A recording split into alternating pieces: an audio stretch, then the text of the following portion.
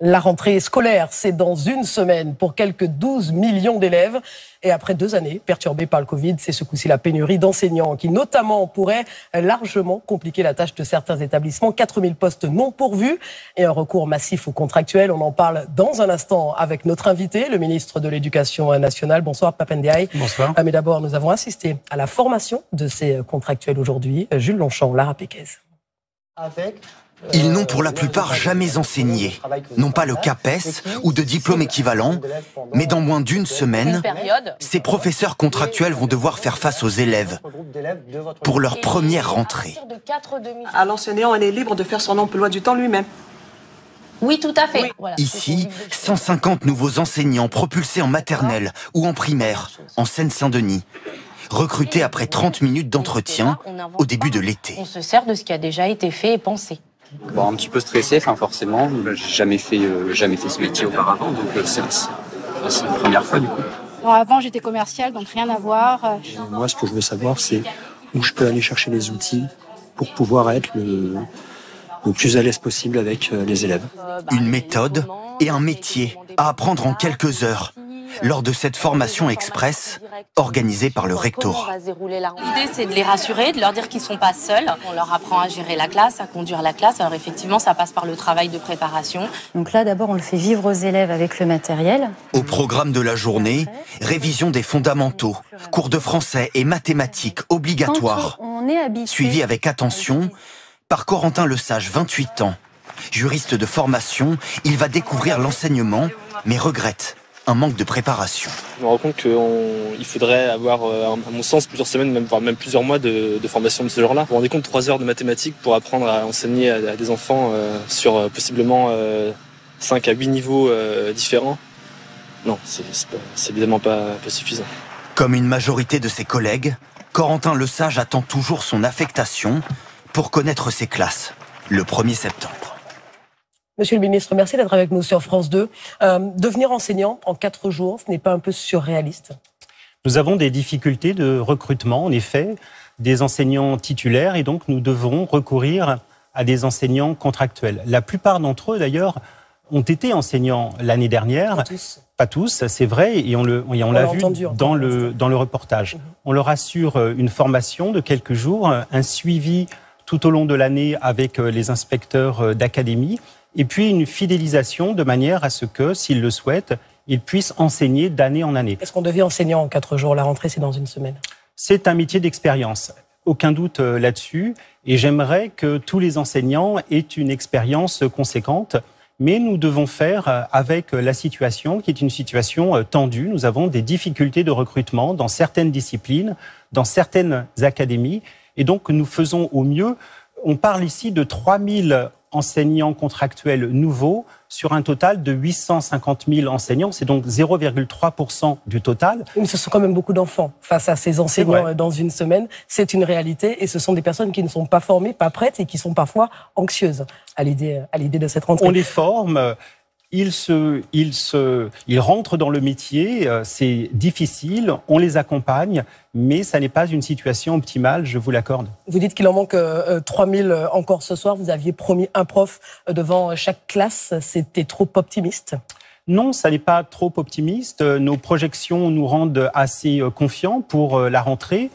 Il y a 60 000 écoles, 859 000 enseignants, et puis nous scolarisons plus de 12 millions d'enfants. Et donc ici et là, comme à n'importe quel autre jour de l'année scolaire, il peut manquer un enseignant pour une raison ou pour une autre. Néanmoins, à ce stade-là, ce que je peux vous dire, c'est que la rentrée s'annonce dans des conditions assez similaires à celles de l'année dernière, alors que objectivement, les conditions et le rendement des concours, comme on dit dans notre jargon, se sont dégradés. Assez similaire, mais ce n'est pas forcément rassurant. Le chef de l'État a pris la parole ce matin. Pardon, monsieur le ministre. Trop d'élèves malheureux, trop de parents anxieux. Il y a 24 000 enseignants en disponibilité à ce jour. Arrêtez-moi si je me trompe. Ça ne peut pas être une ressource, ça, monsieur le ministre? Nous avons recours à des enseignants qui peuvent être effectivement en disponibilité, mais la disponibilité... Théoriquement, les rectorats ne peuvent pas y faire appel. Tous ceux qui sont en attente de mutation, notamment? Voilà, donc on a des volants d'enseignants sur lesquels on essaye de jouer. Mais encore une fois, cela dépend aussi des rectorats, cela dépend des disciplines. Toutes les disciplines ne sont pas concernées par les difficultés que nous avons. Toujours est-il qu'à l'heure actuelle, la rentrée s'annonce dans des conditions convenables, je ne dirais pas optimales, car nous avons à travailler pour rendre le métier d'enseignant plus attractif, y compris d'un point de vue salarial, et nous allons faire des propositions de ce point de vue-là dans les semaines et dans les mois à venir. En attendant, nous avons recours, en effet, à des enseignants contractuels, un peu plus dans certains départements que dans d'autres, 1% dans le primaire, 8% dans le secondaire. C'est un peu trop, je le reconnais très volontiers, mais nous faisons du mieux possible pour les former, pour les accompagner et pour que la rentrée se passe dans les meilleures conditions pour les 12 millions d'enfants. J'entends votre discours, Pape Ndiaye, vous êtes dans votre rôle, évidemment. Quelque chose ne marche pas dans notre organisation collective. C'est ce qu'a dit Emmanuel Macron ce matin devant les recteurs à la Sorbonne. Lorsque le chef de l'État dresse pareil bilan des 5 années écoulées, lorsqu'il parle ainsi de votre prédécesseur, vous dites quoi? Vous pensez quoi? Le chef de l'État dressait un tableau de l'école et de ses performances moyennes, y compris pour réduire les inégalités sociales, qui, au fond, parle des dernières décennies. Cela fait longtemps que l'école a du mal à réduire les inégalités sociales, a des difficultés notamment au collège. On a fait des progrès ces dernières années qui ont été embarrassés par la crise sanitaire. Mentionnons-la au passage. Mais nous devons accentuer nos efforts, nous devons faire mieux et en particulier réduire les inégalités sociales et scolaires. Si on les paye mieux, les profs, c'est pas peut-être un bon levier d'action? Les 2 000 euros annoncés, 2 000 euros net annoncés par Emmanuel Macron aujourd'hui, c'est pour quand? C'est pour 2023. On va faire des propositions à la fois pour l'entrée de carrière, mais aussi pour les milieux de carrière qui sont également problématiques. Et puis d'autres propositions parce que les raisons pour lesquelles le métier est moins attractif que jadis ne sont pas uniquement salariales. Ça tient aussi à la place des enseignants. Pour beaucoup tout de même. Hein. Pour beaucoup.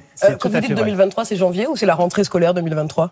Ce sera pour la rentrée scolaire 2023, mais tout cela sera précisé dans nos échanges avec les organisations syndicales. Au début de l'été, vous avez parlé d'un nécessaire choc d'attractivité, hein, je reprends vos mots.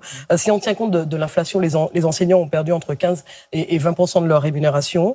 4 jours de formation pour ceux qui vont faire le même travail que ceux à Bac+5 dans les établissements. Face à eux, des élèves qui sont clairement loin de l'insouciance, hein, évoquée par Emmanuel Macron, fragilisés par la crise sanitaire. Le choc d'attractivité, monsieur le ministre, quel peut-il être? Quel levier actionner lorsqu'il manque de motivation, lorsqu'il manque d'argent, lorsqu'on a des enfants fragilisés, lorsqu'on a des profs démotivés? On fait quoi? Le choc d'attractivité pour le recrutement des enseignants, c'est d'abord l'augmentation de leur rémunération. Oui, mais sauf qu'on n'y est pas encore et que même là, il y a débat. On va y être bientôt, dans quelques mois. C'est prévu par le budget 2023. Donc nous allons engager ce grand effort, qui est un grand effort budgétaire, pour mieux rémunérer nos enseignants. C'est une priorité absolue pour moi, mais ça ne suffit pas. Vous avez parlé d'un geste supplémentaire, justement, cet été. Quel peut-il être, maintenant que vous connaissez le budget de votre ministère? Eh bien, justement, le président de la République a parlé de 10% d'augmentation des rémunérations dans son allocution ce matin. Et nous allons échanger cet automne pour préciser les conditions de cette augmentation, qui concerne aussi d'ailleurs les personnels administratifs en dehors du monde des enseignants proprement dit. Monsieur le ministre, il n'y a pas assez de profs, il n'y a pas assez de chauffeurs de cars scolaires non plus. On a entendu 6, 7, 8 000 chauffeurs manquants, un peu moins de 4 000 a déclaré ce matin Clément Beaune. Avec les ministres des Transports justement et du Travail, vous étiez en réunion hier soir, il en découle un plan transport. Qu'est-ce que vous avez décidé, acté? Alors, la question des transports scolaires ne dépend pas du ministère de l'Éducation nationale ni de l'État, mais des régions. Ce sont les régions qui sont en charge du transport scolaire et on a en effet des difficultés de recrutement des chauffeurs de transport scolaire. Donc nous avons fait le point hier avec les fédérations de transport de voyageurs, avec les présidences de régions, région par région, pour voir où on en était, pour mobiliser, y compris des jeunes retraités, dans certains cas, de manière à ce que le jour dit, tous les enfants, les 1,2 million d'enfants concernés par les transports scolaires, puissent être transportés dans de bonnes conditions. Nous sommes très, très mobilisés et très attentifs à la situation. Et là encore, nous avons lieu d'être assez confiants pour la rentrée, tout en n'excluant pas des difficultés ponctuelles ça et là. Mais ça, je le regarderai très attentivement le 1er septembre. Rapidement, dans quoi vous mettez les pieds pour reprendre la question d'une Marseillaise dans la cité phocéenne? Vous y étiez début juin, elle vous demandait ceci. Dans quoi vous mettez les pieds, là? Dans le plus beau métier du monde, c'est celui que j'exerce. Je suis professeur de formation. L'école est centrale pour l'avenir de notre pays, pour l'avenir de notre République. Et c'est à cela que j'espère être utile. Et il y en a beaucoup qui comptent sur vous et qui nous regardent ce soir. Merci beaucoup, Monsieur le Ministre, d'être venu sur le plateau de France 2. Enfin, notre